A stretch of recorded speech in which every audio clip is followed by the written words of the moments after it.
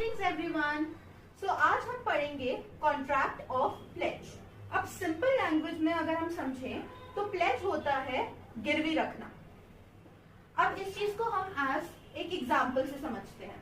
Suppose हमारे पास ए है और हमारे पास बी है। ए ने बी से 1 लाख रुपीस का उधार लिया। अब बी उसको ऐसे ही उधार तो नहीं दे देगा, तो उसने ए से ज्वेलरी ली एज सिक्योरिटी। इसी चीज को हम कहते हैं प्लेज। जिधर एक पार्टी दूसरी पार्टी से पैसे लेती है और वो ही उसके गुड्स एज सिक्योरिटी अपने पास रखवाती है। अब प्लेज की बात करें तो इंडियन कॉन्ट्रैक्ट एक्ट में सेक्शन 172 के अंडर हमें प्लेज की डेफिनेशन मिलती है। अब according to section 172 of Indian contract act, the bailment of a good as a security for a payment of a debt or performance of a promise is called as pledge। अब यहाँ पे bailment की बात करी गई है। जो हमारा प्लेज होता है वो एक स्पेशल काइंड ऑफ बेलमेंट होती है। बेलमेंट में जैसे एक पार्टी दूसरे पार्टी को अपने गुड्स देती है और पर्पस पूरा हो जाने के बाद अपने गुड्स उनसे वापस ले लेती है, वैसे ही प्लेज में अगर हम इसी एग्जाम्पल से समझें तो ए ने जब 1 लाख रुपए बी से लिए तो उसने बाद में जब वो 1 लाख उसे चुका दिए तो ए अपनी ज्वेलरी बी से वापस ले लेता है। तो इसी चीज को हम प्लेज कहते हैं। अब प्लेज में 2 पार्टीज होती हैं और प्लेज को एक और चीज हम बोलते हैं कॉन्ट्रैक्ट ऑफ पॉन। इसीलिए 2 पार्टीज में क्या है, पहली पार्टी आती है हमारी प्लेजर और उसी को हम पॉनर भी कहते हैं। दूसरी पार्टी आती है प्लेजी और उसको हम पॉनी भी कहते हैं। प्लेजर कौन हुआ? जो उधार बेसिकली ले रहा है। प्लेजी कौन हुआ? जो उधार देता है और उसके बदले में प्लेजर से सिक्योरिटी को रिसीव करता है। तो अभी हमने पढ़ा था कि बेलमेंट हमारा स्पेशल काइंड ऑफ प्लेज होता है। तो प्लेजर को हम लोग बेलर भी बोल सकते हैं और प्लेजी को हम बेली भी बोल सकते हैं। अभी हमने देखा कि पार्टीज कौन होती हैं जो प्लेज कर सकती हैं। अब पार्टीज में हमारी section 172 of Indian contract act में दी गई हैं। हमारी पहली पार्टी प्लेजर, ये क्या बोलता है? The person who delivers good as security for the payment of a debt और performance of a promise is called as pledger. He is also known as pawner. मतलब वही जो गुड्स की डिलीवरी करता है एज अ सिक्योरिटी एंड उसके बदले में उधारी लेता है, या तो अपना कोई कर्जा डेट चुकाने के लिए या अपना कोई प्रॉमिस को पूरा करने के लिए, उसको हम प्लेजर बोलते हैं। He is also known as pawnor. वही अभी हमने समझा था कि हम प्लेज को पॉन भी बोलते हैं, इसलिए इसका नाम पॉनर भी है। 172 ऑफ इंडियन कॉन्ट्रैक्ट के अंडर ही दूसरी पार्टी आती है हमारी प्लेजी। ये क्या कहती है? The person to whom goods are delivered as security for a payment of a debt or performance of a promise is called as pledgee. He is also known as pawnee। वही जो इंसान जिसके पास सिक्योरिटी रखवाई जाती है, उससे उधार लिया जाता है, उसको हम प्लेजी बोलते हैं, उसको हम पॉनी भी कह सकते हैं। अब हम आते हैं एग्जाम्पल पर। एग्जाम्पल क्या कहता है? सपोज हमारे पास एक पार्टी है राम, उसने अपनी ज्वेलरी सूरज को दी है। कितने में? इतने के लोन के लिए 3,50,000 के लिए उसने उससे उधारी ली है एंड उसके पास अपनी ज्वेलरी रख दी है। इसको हम बोलेंगे कॉन्ट्रैक्ट ऑफ प्लेज। राम हमारा यहाँ पे पॉनर हुआ और सूरज हुआ हमारा pawnee. In a contract of pledge the pawnor delivers the goods to the pawnee. Such delivery may be actual और कंस्ट्रक्टिव। 2 टाइप की डिलीवरीज होती हैं। एक होती है एक्चुअल डिलीवरी, एक होती है कंस्ट्रक्टिव डिलीवरी। एक्चुअल डिलीवरी में क्या होगा? जो पॉनर है वो जब सिक्योरिटी देगा तो वो पॉनी के खुद जाकर हाथ में रखकर आ जाएगा। जैसे उसने उससे उधारी ली और अपनी ज्वेलरी जाकर वो उसको खुद दे आया कि ये सिक्योरिटी है। लेकिन कंस्ट्रक्टिव डिलीवरी में वो खुद नहीं जाता। वो क्या करता है? जैसे फॉर एग्जाम्पल उसने अपनी बाइक एज अ सिक्योरिटी दी, तो पॉनर क्या करेगा? पॉनी को जाके उस बाइक की चाबी पकड़ा देगा और बोलेगा मेरे गैराज में खड़ी है, आप वहां से जाके एज अ सिक्योरिटी ले लो। तो ऐसे डिलीवरी को भी हम कंसिडर करेंगे और ऐसी डिलीवरी को हम बोलते हैं constructive delivery. But it can be only of a movable property. अब ये बहुत इंपॉर्टेंट है, प्लेज में जब भी इमूवेबल प्रॉपर्टी की बात करेंगे तो हम उसको मॉर्टगेज कंसिडर करेंगे। इसलिए जब भी हम कॉन्ट्रैक्ट ऑफ प्लेज की बात करेंगे तो हमेशा डिलीवरी मूवेबल प्रॉपर्टी की होनी चाहिए। इमूवेबल प्रॉपर्टी की डिलीवरी को हम प्लेज नहीं मानेंगे। ठीक, अब हम समझते हैं डिफरेंस बिटवीन मूवेबल और इमूवेबल प्रॉपर्टी। अब मूवेबल प्रॉपर्टी में क्या क्या सब आ जाएगा, शेयर्स आ जाएंगे, गुड्स आ जाएंगे, ज्वेलरी आ जाएगी। इन सब चीजों को हम प्लेज कर सकते हैं। इमूवेबल प्रॉपर्टी में क्या आ जाएगा, लैंड एंड बिल्डिंग आ गई जैसे। तो ऐसे में हम क्या करते हैं, हम इसके डॉक्यूमेंट्स दे देते हैं, तो उस चीज को हम बोलते हैं मॉर्टगेज। अब थर्ड पॉइंट क्या कहता है, pledge involves transfer of possession. Fourth point कहता है pledge can be only of a saleable commodity. और फिफ्थ कहता है pledge involves return of goods. अब हम इन एसेंशियल्स को एक एक करके अच्छे से समझेंगे। तो पहला एसेंशियल हमारा ये था कि pledge is only of movable goods. जो movable goods are any movable item like valuable, jewellery, shares of companies, documents और सिक्योरिटीज। जो भी आइटम मूव कर सकते हैं वो हमारी प्लेज के एम्बिट के अंडर आते हैं, उन्हें प्लेज किया जा सकता है। पर अगर हम बात करें इमूवेबल प्रॉपर्टी की, they are beyond the scope of pledge. Immovable property का प्लेज नहीं करा जा सकता। ये हो गया हमारा पहला एसेंशियल। सेकेंड एसेंशियल पे आते हैं, pledge involves judicial possession of goods. इधर क्या मतलब है कि जो ओनर होता है वही प्लेज कर सकता है गुड्स को, लेकिन mere possession of goods does not give the possessor a right to pledge such goods। जिसके पास सिर्फ पोजेशन है लेकिन ओनरशिप नहीं है, वो गुड्स को प्लेज नहीं कर सकता। जैसे हम इसको एक एग्जांपल से समझते हैं। एक एम्प्लॉयर है, उसने अपने एम्प्लॉय के पास कुछ शेयर्स रखवा दिए। अब वो एम्प्लॉय उन शेयर्स को जाकर कहीं और प्लेज नहीं कर सकता, क्योंकि एम्प्लॉयर इस चीज का ओनर है, लेकिन जो एम्प्लॉय है उसके पास मियर पोजेशन है। मियर पोजेशन आपको राइट नहीं देती कि आप गुड्स को प्लेज करो, लेकिन ownership gives you a right, जिधर आप लॉ की नजरों में उन गुड्स को ओन करते हो तभी आप उनका प्लेज कर सकते हो। तीसरा एसेंशियल क्या कहता है, pledge involves transfer of possession. In a contract of pledge, goods pledge must be transferred from pawnor to pawnee. Transfer होना बहुत जरूरी है गुड्स का। किससे, जब पॉनर पॉनी को देता है। The transfer can be actual और कंस्ट्रक्टिव। अभी हमने पढ़ा एक्चुअल और कंस्ट्रक्टिव डिलीवरी के बारे में, वही पॉइंट यहाँ पे मेंशन करा गया है कि किसी भी फॉर्म में बस ट्रांसफर होना चाहिए गुड्स का। But a pledge can not be without transfer. जब तक आपने कोई भी goods as a security pawnee के पास नहीं रखे हैं तो उसको हम प्लेज तब तक कंसिडर नहीं करेंगे। ट्रांसफर ऑफ पोजेशन होना बहुत असेंशियल है। अब फोर्थ एसेंशियल क्या कहता है, pledge can only be of a saleable commodity. If the pawnor is not able to clear his debt, the pawnee can recover the amount of loan by selling the goods that have been pledged to him, therefore anything that is not saleable can not be pledged. अब इसका simple meaning क्या निकल के आता है कि जो भी कॉमोडिटी आप एज सिक्योरिटी रख रहे हो उसकी कोई मार्केट में वैल्यू होनी चाहिए। और ये हम क्यों ऐसा करते हैं कि अगर बाय चांस मान लो in any circumstances pawner default commit करता है, उसका मतलब कि वो टाइम पर लोन नहीं चुका पाता या वो लोन चुका ही नहीं पाता, तो पॉनी के हाथ में एक राइट आता है कि वो अपने पैसे रिकवर कर सकता है, अपना लोन का अमाउंट। कैसे, जो भी goods as a security pawnor ने रखी है उसके पास, वो जाके उन्हें मार्केट में बेच देगा और उनसे अपने पैसे को रिकवर कर लेगा।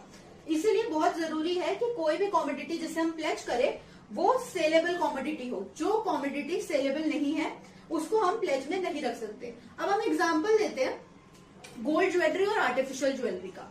अब जहां सिक्योरिटी में गोल्ड ज्वेलरी मार्केट में सेलेबल होगी, उसकी वैल्यू होगी और अच्छा खासा उससे उधारी का पैसा मिलेगा, वही आर्टिफिशियल कॉमोडिटी को हम एज अ सिक्योरिटी कंसिडर नहीं करेंगे, क्योंकि मार्केट में देखा जाए तो उसकी कोई वैल्यू नहीं है।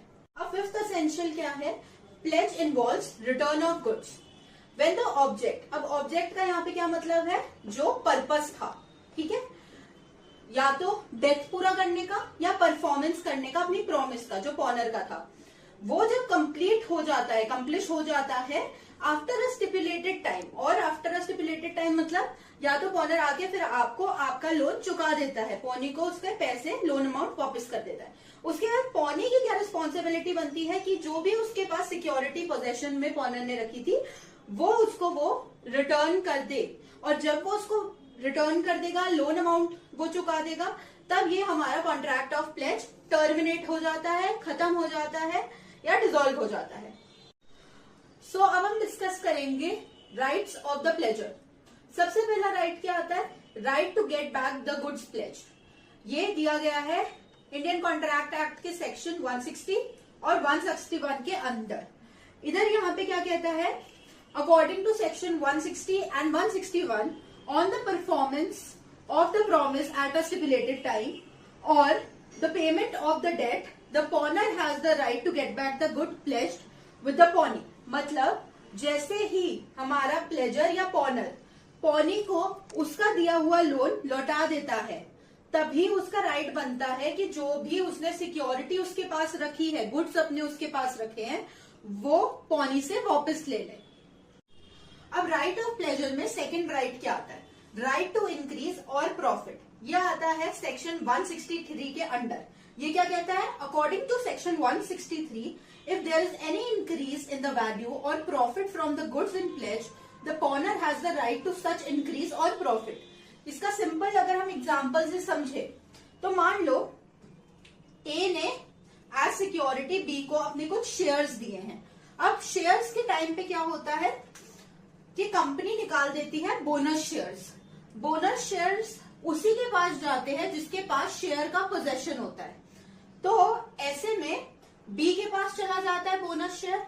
अब बी की रिस्पॉन्सिबिलिटी बनती है कि जब ए उसका लोन चुकता कर दे तो बी उसको पुराने शेयर्स प्लस बोनस शेयर्स दे, क्योंकि कोर्ट ने हेल्ड किया था कि वो जो बोनस शेयर्स हैं वो पॉनर को बिलोंग करते हैं, तो पॉनी उन बोनस शेयर्स को अपने पास नहीं रख सकता। अब हम बात करते हैं हमारे तीसरे राइट की, जो है राइट टू कंपनसेशन। अगर हमारा पॉनी गुड्स को या तो उनके ढंग से केयर नहीं करता है, या उसकी वजह से गुड्स डैमेज हो जाते हैं, डिटेरिएट हो जाते हैं, या वो उनका ढंग से प्रॉपरली यूज नहीं कर रहा है, और जिसकी वजह से हमारे पॉनर को नुकसान हो रहा है, ठीक है, उसका सिक्योरिटी डैमेज हो रहा है, उस पॉनर को नुकसान हो रहा है, तब हमारे प्लेजर के पास या पॉनर के पास राइट आता है कि उस नुकसान के लिए वो पॉनी से कंपनसेशन क्लेम कर सके। अब आते हैं हम फोर्थ राइट पर। फोर्थ राइट हमारा क्या कहता है? Right to get profit in case of sale. Section 176 बात करता है ये हमारे इस वाले राइट की।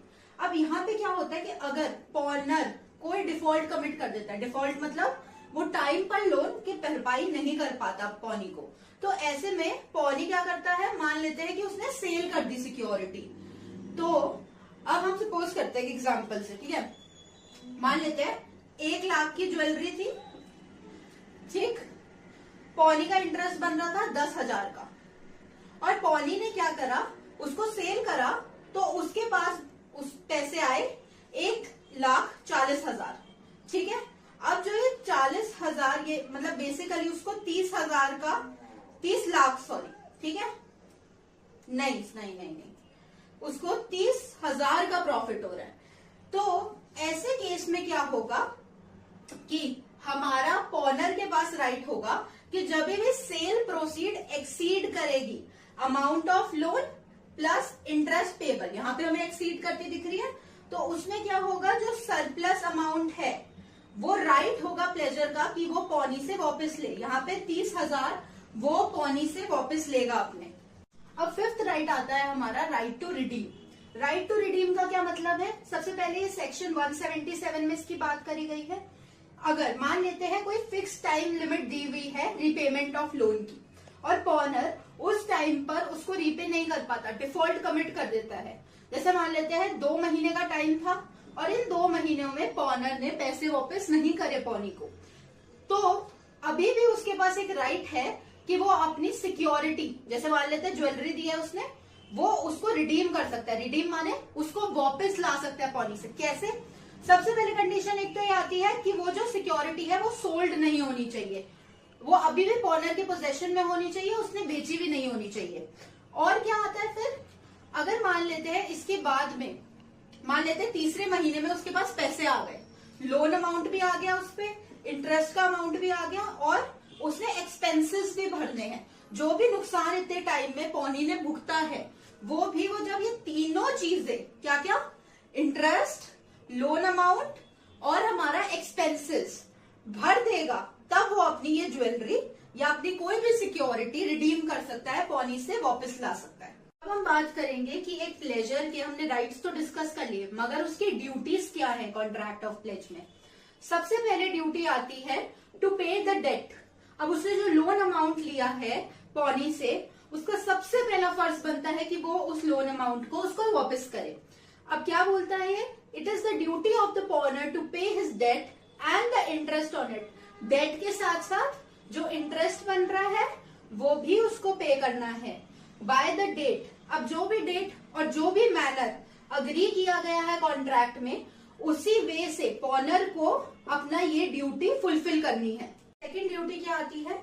To disclose the defects in the good. अब सेक्शन 150 बात करता है कि हमारे प्लेजर की, पॉनर की ड्यूटी बनती है कि वो सबसे पहले तो अगर कोई भी उसकी सिक्योरिटी में जो उसे गुड्स प्लेज करे है, उसमें कोई भी अगर फैक्ट्स या कोई भी डिफेक्ट हो जो जरूरी है कि पॉनी को पता हो, वरना या तो उसे कोई इनकन्वीनियंस हो सकती है या हार्म हो सकती है, तो उसका सबसे पहला फर्ज बनता है इज ऑब्लाइज कि वो उन फैक्ट का डिस्क्लोजर, मतलब उसको बताए जाकर। अब हम एक एग्जांपल से समझते हैं इसको।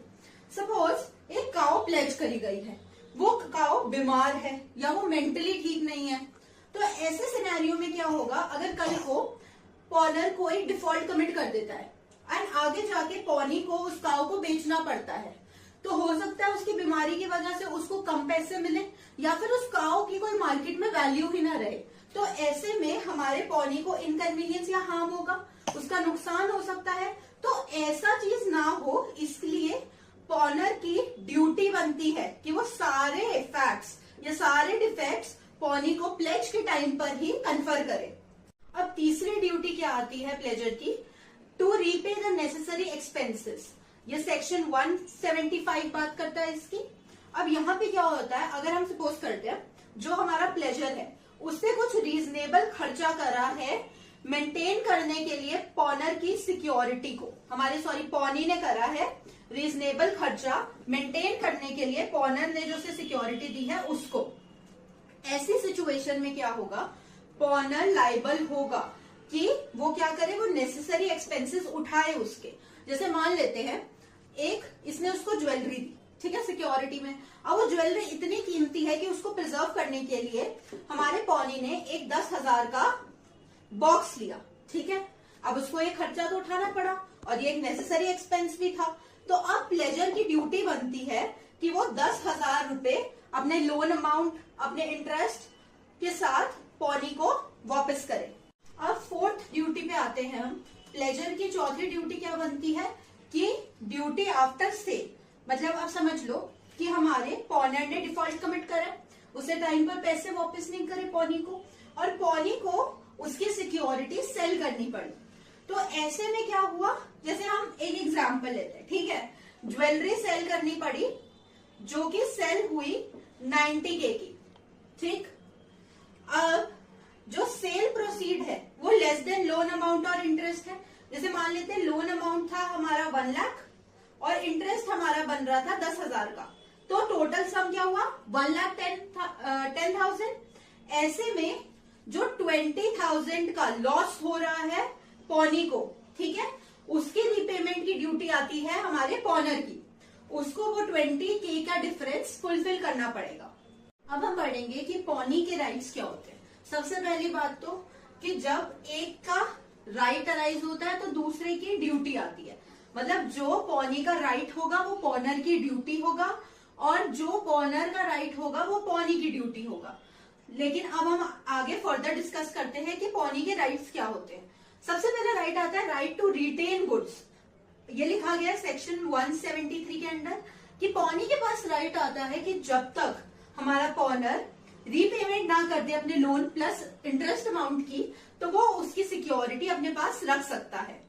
लेकिन यहाँ पे एक चीज है कि वो वही गुड्स रख सकता है जो उस पर्टिकुलर लोन के लिए प्लेज करे गए हैं। वो किसी और लोन के लिए, ऐसे मान लेते हैं उसने 2 लोन लिए थे हमारे पॉनर ने इसी सेम पॉनी से, तो इसने क्या करा, उसने अभी वाला सिक्योरिटी का लोन अमाउंट चुका दिया। तो ये नहीं कर सकता कि तुमने प्रीवियसली भी मेरे से कोई लोन लिया था तो मैं उसके लिए तुम्हारा अभी सिक्योरिटी रख रहा हूं ये वाला, तो उसको इस पर्टिकुलर गुड के लिए ये वाली सिक्योरिटी को रिटर्न करना पड़ेगा। लेकिन जब तक वो रिपेमेंट नहीं करता तो वो सिक्योरिटी को रिटेन कर सकता है। ये पॉनी का एक राइट है। अब पॉनी का दूसरा राइट क्या आता है, right of retainer for subsequent advantages. अब सबसे पहली चीज तो ये आती है कि ये बात करता है हमारा कि अगर जो हमारा पॉनी है वो गुड्स को रिटेन कर सकता है, लेकिन जैसे ही हमारा पॉनर पैसे दे देता है तो उसको गुड्स को वापस करना पड़ता है। ये चीज अभी हमने पढ़ी, क्योंकि अगर ऐसा कॉन्ट्रैक्ट में लिखा गया, पर अगर कॉन्ट्रैक्ट में ऐसा कुछ नहीं लिखा गया है तो वो सब्सिक्वेंट एडवांटेजेस मतलब फ्यूचर एडवांटेजेस के लिए वो उस सिक्योरिटी को रख सकता है। जैसे मान लेते हैं अभी हमारा पॉनर कहता है कि मैं आपसे फर्दर भी इन फ्यूचर भी आपसे मैं लोन लूंगा, तो मेरी जो अभी सिक्योरिटी है वो आप अपने पास ही रखो। तो ऐसे में अगर कोई कॉन्ट्रैक्ट उनके बीच में पहले उन सिक्योरिटीज को रिटर्न करने का नहीं हुआ था तो वो उसको सब्सिक्वेंट एडवांटेजेस के लिए रख सकता है, पर वो पास्ट एडवांटेजेस के लिए नहीं रख सकता। अब जैसे समझ लेते हैं हमारा पॉनर ने पहले कोई लोन लिया था तो वो उसे बोले कि अब आप मेरी सिक्योरिटी रख लो ये वाली, इस वाले लोन के हिसाब से, तो ये पॉसिबल नहीं है। तो सब्सिक्वेंट एडवांटेजेस में सिर्फ फ्यूचर एडवांटेजेस वैलिड है, पास्ट एडवांटेजेस तक हम प्लेज को एक्सटेंड नहीं कर सकते। अब पॉनी का दूसरा राइट क्या आता है, right of retainer for subsequent advantages. अब सबसे पहली चीज तो ये आती है कि ये बात करता है हमारा कि अगर जो हमारा पॉनी है वो गुड्स को रिटेन कर सकता है, लेकिन जैसे ही हमारा पॉनर पैसे दे देता है तो उसको गुड्स को वापस करना पड़ता है। ये चीज अभी हमने पढ़ी, क्योंकि अगर ऐसा कॉन्ट्रैक्ट में लिखा गया, पर अगर कॉन्ट्रैक्ट में ऐसा कुछ नहीं लिखा गया है तो वो सब्सिक्वेंट एडवांटेजेस मतलब फ्यूचर एडवांटेजेस के लिए वो उस सिक्योरिटी को रख सकता है। जैसे मान लेते हैं अभी हमारा पॉनर कहता है कि मैं आपसे फर्दर भी इन फ्यूचर भी आपसे मैं लोन लूंगा, तो मेरी जो अभी सिक्योरिटी है वो आप अपने पास ही रखो।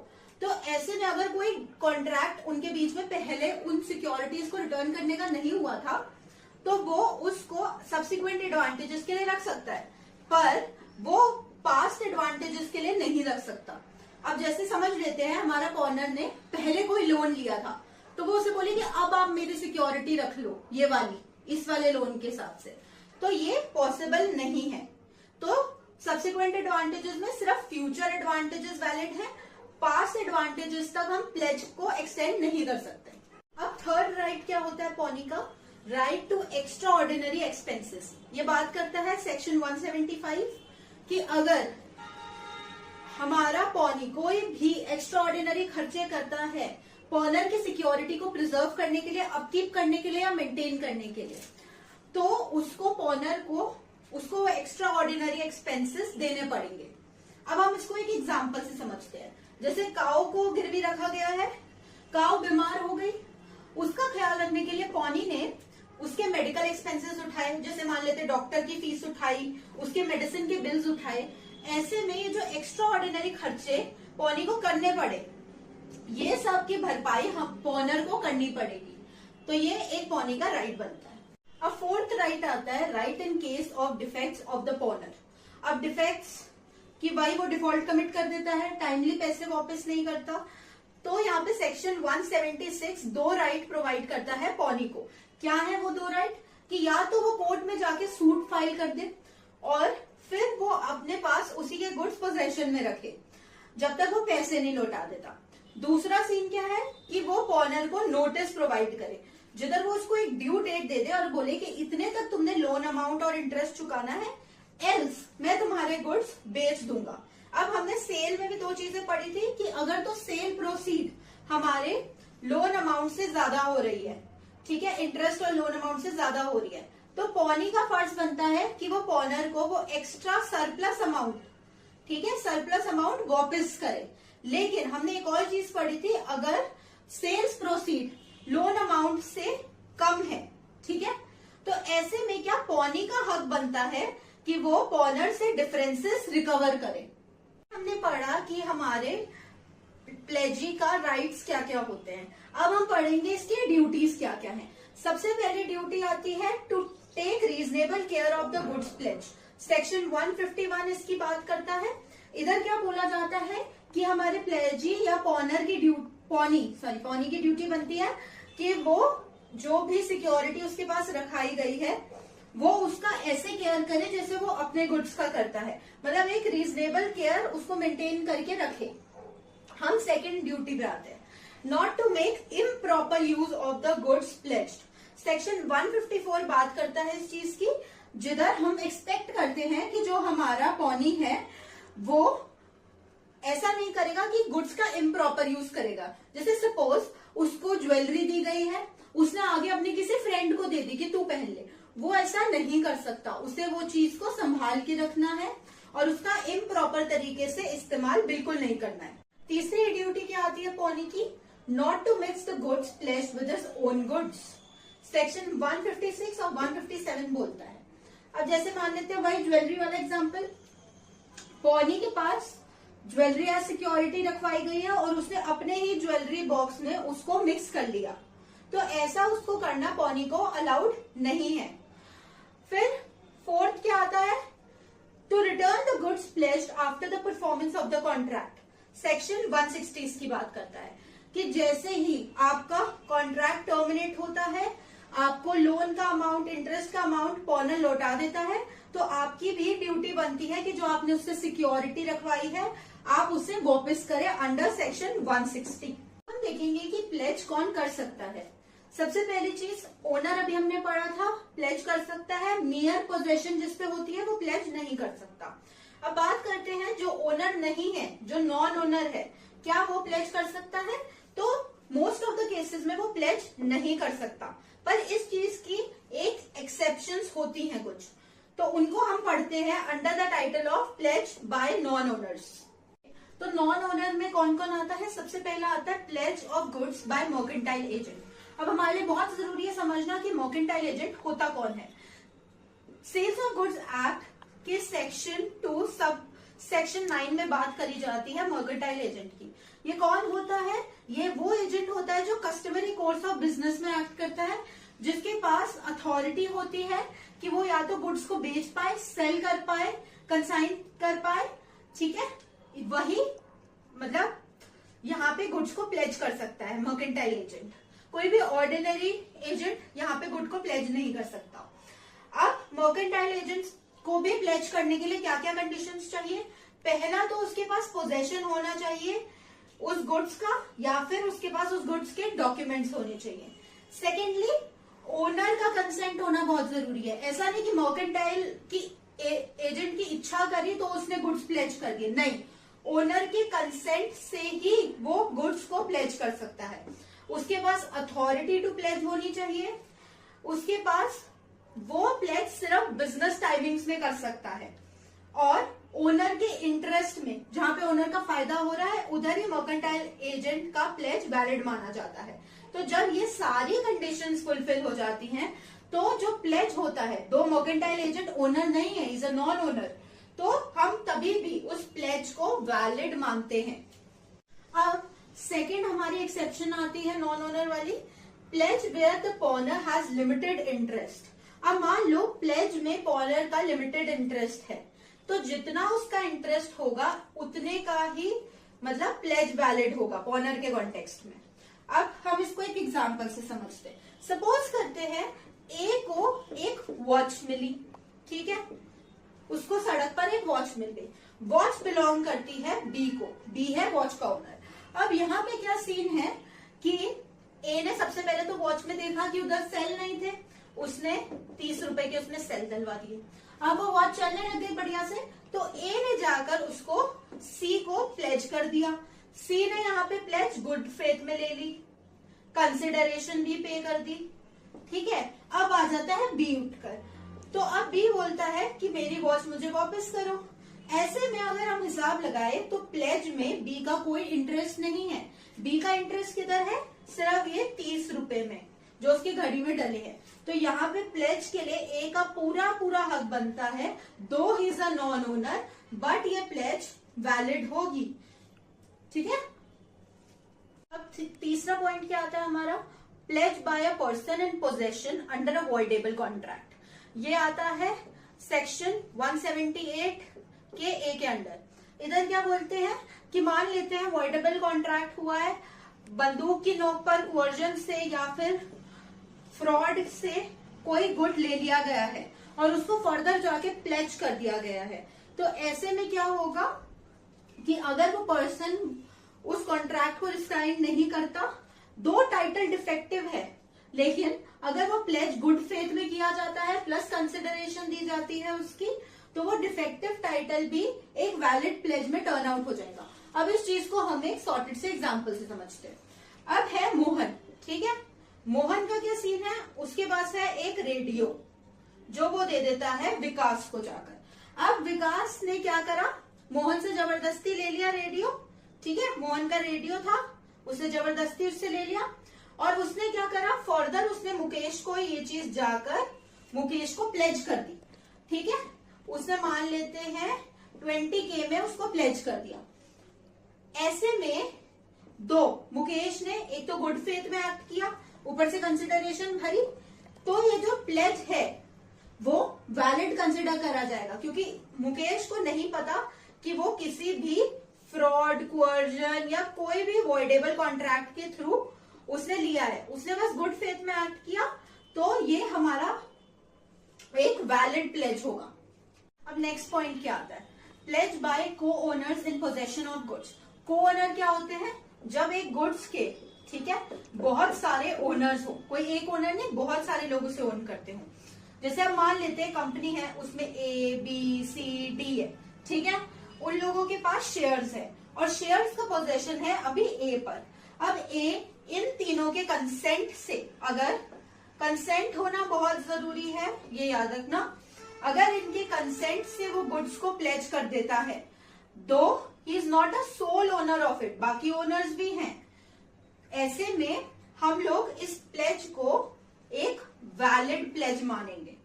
अब फिफ्थ पॉइंट क्या होता है, pledge by buyers in possession before the sale is completed.